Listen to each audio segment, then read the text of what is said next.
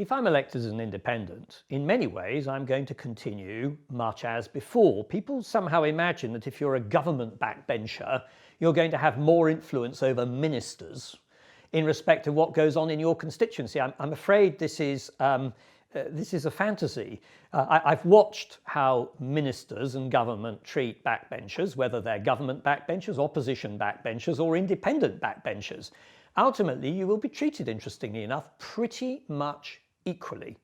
So my ability to exercise influence within the government system as a Privy Councillor and a past attendee at Cabinet and a past Attorney General, and with 22 years of experience of Parliament, is likely to be reasonable. I don't wish to exaggerate it, but I certainly think it's likely to be superior to a newly elected government backbencher. This is just the hard reality. It's not to suggest that that government backbencher couldn't ultimately gain in competence and leverage, but that is the way the world works.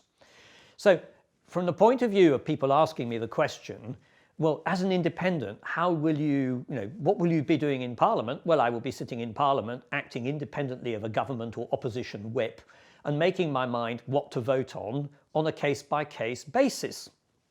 Now, when it comes to legislation and government, we have no idea at the moment what the outcome of this election is going to be. Clearly, if it's a Boris Johnson-led majority government, then I fear we will leave the EU on the 31st of January. There'll be nothing I can do about it. I may vote against it, but that's what will happen. But thereafter, I can work perfectly well on a cross-party basis with, indeed, Liberal Democrats, moderate Labour, and others, and indeed some of my Conservative colleagues who I still get on with perfectly well and for whom we have a great deal of mutual respect. And I will be able to try to use my ability to moderate what Boris Johnson is doing in respect of our European policy and indeed any other policy that comes up. If I think he's doing the right thing, then I'll vote for it. If I think he's doing the wrong thing, I will oppose it.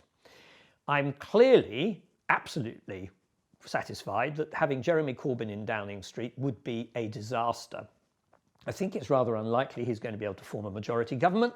But if we had a hung parliament, I will not under any circumstances allow him or indeed any other left-wing Labour extremist to become Prime Minister. I have no idea if there's a hung parliament what the outcome then would be.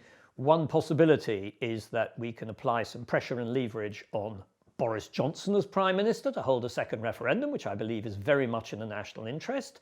It's also possible that if that didn't happen, we could set up a government of national unity, and in which case it's certainly not being led by Mr. Corbyn.